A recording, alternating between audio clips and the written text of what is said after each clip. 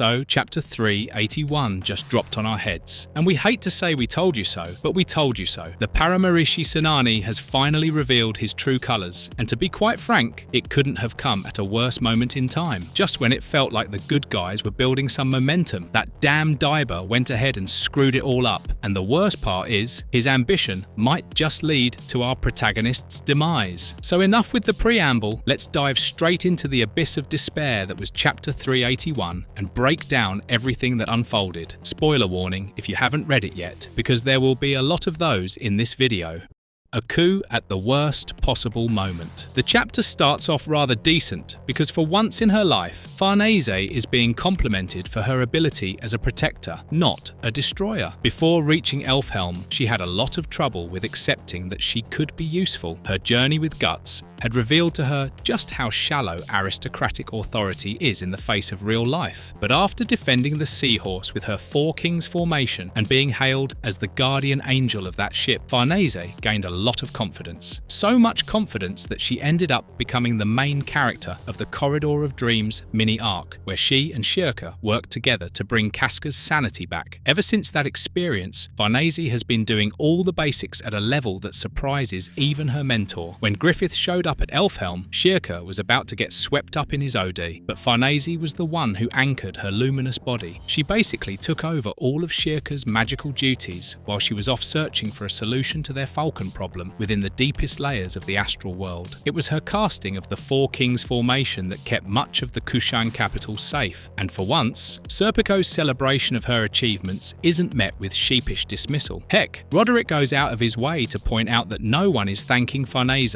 and then he thanks her, which makes us like him that much more. But the glad tidings last for a whole second. When that second is up, Farnese hears incantations coming from the dark corridor leading into the Kurultai council chambers, where everyone was gathered, and what comes out of the corridor shocks everyone. It's Guts, surrounded by dozens of Kushan monks, all of whom seem to be chanting a suppression spell to keep him nice and compliant. One look at his eyes will tell you he's completely out of it, and the fact that all the monks are straining to hold him back tells us that somewhere deep inside, he's resisting their incantations. Even Roderick, a normie by the standards of this world, can tell there's something wrong with him. He immediately tries to question the Kushan, but Silat cuts him off, because even he can't question this particular group of people. That's because they're Brahmins, and neither he nor the Emperor himself can treat them with impunity because of the status they hold within Kushan society. To give you guys a bit of a sociology lesson, the Kushan Empire is a version of Mughal India that's steeped in Hinduism and Buddhism instead of Islam. It's a common misconception that when the Mughals took over the nation, they converted everything and everyone to the Muslim way of life, when in reality, their empire was built on the backs of strategic partnerships with existing rulers. While certain Mughal rulers did their best to enforce Islam on all, others were completely fine with coexisting alongside Hindu kingdoms, as long as they were paid tribute and their authority wasn't questioned. And speaking of Hindus, that's where the Brahmins come into play. The Brahmin caste is the priestly caste of India. Sages, monks and priests who hold the divine mandate of conducting prayer and religious rituals. Brahmins were considered to be born from the head of the divine, and so were venerated as aspects of gods themselves. While all Hindu castes might prayer, only Brahmins hold the right to conduct prayers, which is why Silat holds Roderick back. Berserk has inverted the roles of the divine by associating all things divine to the abyss, and on top of that, we've seen this particular group of Brahmins before, but they weren't called that. During the Kushan invasion of the West, Daiba called them his Harashada, and that line alone tells you all you need to know about where their loyalties lie. These guys are loyal to Daiba, and Daiba alone, which is proven when they bring Guts to him, and he uses a hand gesture and an incantation to presumably strengthen his trance-like state. When Roderick points out that Guts is bewitched, Farnese has the idea to call out to his subconscious with her luminous body, and for a moment, it looks like she's able to wake him up. But the Harashada double down with their spells and keep him bound to their will. After the dust settles, we see Daiba standing beside the new Kushan emperor, whispering something to him in their nation's language. When his Harashada enter the council chamber, he requests the emperor to allow him to perform funeral rites for all the people who died during Rakshas's assault. And while he admits that this is an indulgence, the emperor grants his request because he's not a monster. It's when he asks who the one-armed, one-eyed man is among his Harashada that Daiba's deception is revealed. All of Farnese's hard work and appreciation melts into the background as he proceeds to blame Guts for the Kushan Empire's misfortunes, and it's only then that we realize this is a coup within a coup. The Kurultai Council was convened a few chapters ago to formally consolidate the Empire's assets and point them towards their common enemy, the Falcon of Light and his demon army. But based on what happens in chapter 381, the new emperor is choosing to put his faith in a man with dubious loyalties at best and loyalties that lie with the enemy at worst. What do we mean by that? Well, let's get into the web of lies Daiba has been spinning ever since he rejoined the narrative.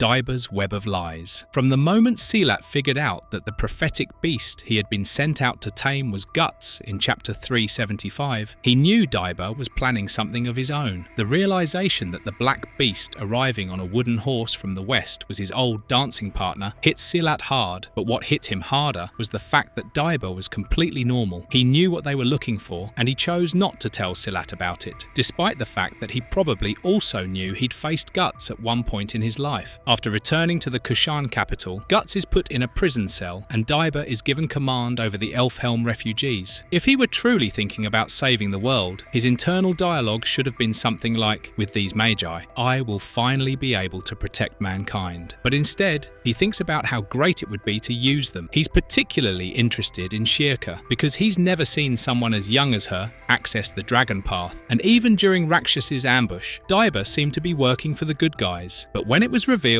that the Apostles' attack conveniently took out all chiefs and generals that would have otherwise hindered Daiba's plans, we started to grasp the true and sinister nature of his true plan. Right before Rakshas appeared, Silat was on the verge of becoming the supreme general of the Kushan army. That is a huge deal because it would put control of the largest standing army in the world that isn't controlled by evil, under a man who is determined to root out said evil. Silat would have figured out a way to arm his forces and train them in such a way that they'd turn into serial apostle killers. And Daiba couldn't have that happening on his watch. See, we all assumed that he escaped Falconia with Silat because he didn't want anything to do with Griffith. He handed Luca a bag of diamonds as payment for the courtesy she showed him. Surely that meant Daiba isn't such a bad guy, right? And then there was his rant about how Griffith making humans fight alongside apostles went against the very concept of karma, because Daiba is intimately familiar with the evil side of the astral world. He worked alongside as apostle for many years, was involved in his creation, and he went on to create the man-made Behelit, a terrifyingly accurate artificial copy of the real deal. Miura drew Daiba's observation of the battle between the reborn band of the Falcon and Ganishka's pseudo-spawn with an expression of disbelief. But disbelief isn't opposition, and it certainly isn't a critique. What happens in chapter 381 makes us think that maybe, just maybe, Daiba escaped Falconia because he needed to reconnect with his power base in order to make things work for his plan. And what's his plan? Well, he told us himself a long time ago. He desires the establishment of a kingdom of magic, and in this new world of Fantasia, the only way he can do that is by allying with Griffith. Daiba isn't a fool. He spent a good amount of time in Falconia. He probably figured out at some point that the reason humans are working alongside apostles is because a divine entity has descended upon Earth, and if you were a person looking to create a magical kingdom and you found another person who had the power to change the world into Wonderland, would you fight against them or want to work alongside them? Assuming Daiba chose the latter option in his own mind, that recontextualizes everything he does during the Kurultai. At the beginning of the council, he tells Roderick of all people that he has a bad feeling about this. He doesn't think their shared goal will be achieved because of the many of the clan chiefs and war generals gathered were bitter enemies in the past. But the only person who pipes up with dissent is the leader of the Northern clan. He is the one who stands up and demands the Bakiraka be excluded entirely from the war effort, because, at least by now, everyone knows what they're up against. A general on the council shuts him up by pointing out the need for unity in crisis, and even the Emperor agrees. He then asks Daiba to explain to him how things got to be this way, and so Daiba talks of Ganishka's abominable transformation into Shiva, how his body was turned into the worlded tree when Griffith killed him, and how Griffith himself aims for the total destruction of the existing way of life. He conveniently skips out everything he did to aid Ganishka, like creating the Daka, the Pishacha, and worst of all, the man-made Behelit, and that's when Silat steps forward and requests sole command over Kushan's response to Falconia. At the beginning of the council, the Emperor was partial to Silat because he recognized the need for unity, and he also knew that Silat was royalty. If he hadn't been interrupted by Rakshas's arrival, it's possible that the Emperor might have actually made Silat the supreme general of Kushan. But if Daiba's goal was to prevent that, it was extremely convenient that Rakshas gate crashed the party at that exact moment. He proceeded to kill every chief and general in the chamber who'd have posed a threat to Silat's authority, as well as Daiba's, because the latter is too used to centralized decision-making. Let's not forget the reason for his ascension to Ganishka's wizard general. He is able to keep his mouth shut and conjure miracles using the dark arts that we would perceive as being calamitous. He didn't just save his skin by not mentioning his role in Ganishka's activities, he was setting the stage for future events. When Rakshas showed up, Daiba's war beasts crashed the council chamber and started killing every human in there. Initially, Daiba claimed that he couldn't control them anymore, but when Silat started fighting back and requested him to transfer his thoughts to all citizens of the empire, Daiba knew he had to act. He pulled a Sonya and connected Silat's thoughts with the minds of every single Kushan citizen, which saved the empire on the whole. But he also got the war elephants to calm down, which he had previously stated would not be possible. He claims it was a tough thing to do, but funnily enough, the invocation of this spell is what gets the sweat beads off of Daiba's face. Up until this point, he'd been sweating profusely, and his internal monologue seemed to be aligned with ours. He was questioning where this sudden surge of evil prana came from, and was shocked to realize that an astral gate was opening despite no such ritual being performed. He thought to himself that there's only one being capable of doing such a thing, but he doesn't name said being, because we already know what he means. Once Farnese invokes the four kings, Rakshas flees to look for a place of darkness. Being an apostle, his body can't withstand the force of goodness pouring out of the four kings formation. He ends up sensing Guts' brand and goes to kill him, but is killed by Silat before he can finish the job. Daiba has the Tapasa restrict Silat as he goes off on Guts, asking him why he surrendered instead of fighting like he usually does. Once things calm down, it feels like the council can get back to business, but Daiba has other ideas. He decides to parade Guts into the chamber, and using his knowledge of the brand of sacrifice, frames him as the reason Rakshas showed up in Kushan lands. Everyone is shocked by this, none more so than Silat, because this is what he was afraid of. Daiba manages to prevent the Emperor from executing Guts by claiming that even he doesn't know what will happen if they kill him, but he knows damn well what will happen. Nothing. Guts has been fighting to stay alive because he doesn't want to turn into a meal.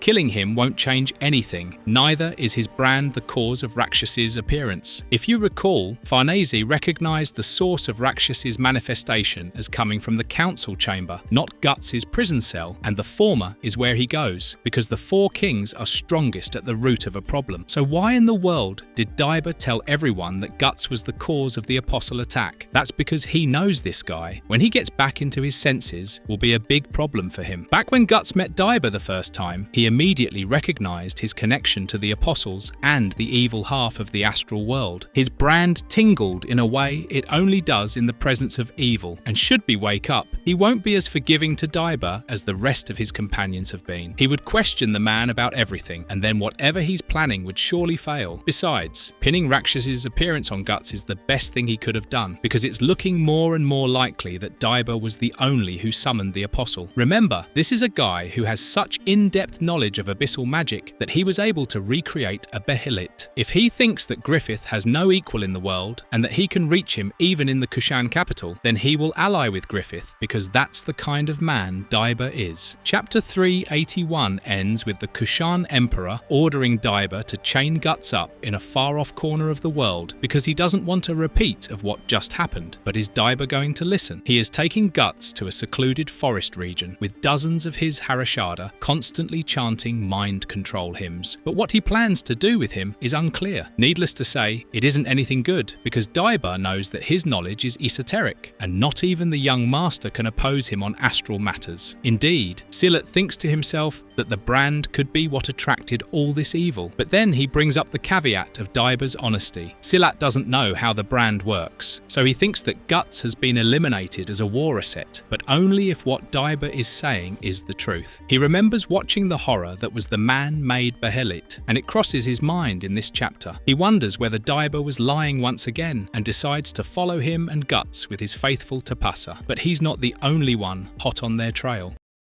Will Guts be saved by his friends in time? One of the only people brave/stupid enough to openly question Daiba and the Emperor in this chapter was Isidro. The young swordsman noticed the Harashada bewitching Guts and followed them to the Kurultai chamber, where he called Daiba out for his shadiness. At the end of the chapter, we see Isidro following the Harashada, Daiba and Guts into the forests, just like Silat and his Tapasa. Isidro has surprisingly never failed on a formal rescue mission, so we have faith that he might prove to be useful yet. And with Silat and the Tapasa following him, we already have a situation where a viable team-up can occur. The question now becomes, will they be able to handle all of Daiba's sorcerers and Daiba himself? Because the wizard general has proven himself to be not only a master magician, but a master manipulator as well. With one attack, he gained the Emperor's trust and removed all obstacles to his scheming. It's very convenient that Rakshas only killed those who held ranks high up enough in the pecking order to impede Daiba's plans. It's also very suspicious that Daiba claims Guts was the source of the attack, when we know the brand doesn't work that way. It only attracts dead spirits, not trolls, an apostle and a whole-ass astral gate. Guts' comrades know this as well, so they'll be out there hunting for him. However, it might be too late to save him already. Guts was ready to give up and die when Rakshas entered his cell. There is no guarantee that whatever Daiba has planned for him, that he will resist it. In fact, it's possible he might just welcome it, especially now that he has been put under his Harashada's control. It's a race against time and causality for his companions now, who need to tread even more carefully because not only are they living in a hostile world, their rescuers are becoming hostile towards them with every passing second. The general populace might be grateful to them for their intervention, but the powers that be know the kind of threat such popularity poses to their authority. And no matter how well-intentioned an emperor is, his first priority will always be keeping his ass firmly stuck on the throne. All of this is angling towards a rather chilling confrontation between supposed allies and has the potential to change the entire societal structure of the Kushan Empire. But that is something we'll discuss in our next video about this chapter. For now, all we know is that Daiba has revealed his true nature and that if Isidro and Silat don't hurry up, Guts might actually die. And this time, he won't have much of a choice in the matter. Marvelous verdict. And that's it for this video. Let us know your thoughts on chapter 381 and our interpretation of it down in the comments, because we can't wait to see what you guys thought about all this. If Berserk was feeling slow and stop-startish with its many hiatuses, Chapter 381 made it clear that we are well and truly in the endgame. A betrayal at this stage wasn't expected, but hey, that's Berserk, baby. So like this video, share it with your fellow strugglers, and subscribe to Marvelous Anime because Struggler Season is back in full effect. We will see you guys in the next one. So until then, stay safe and keep struggling, strugglers.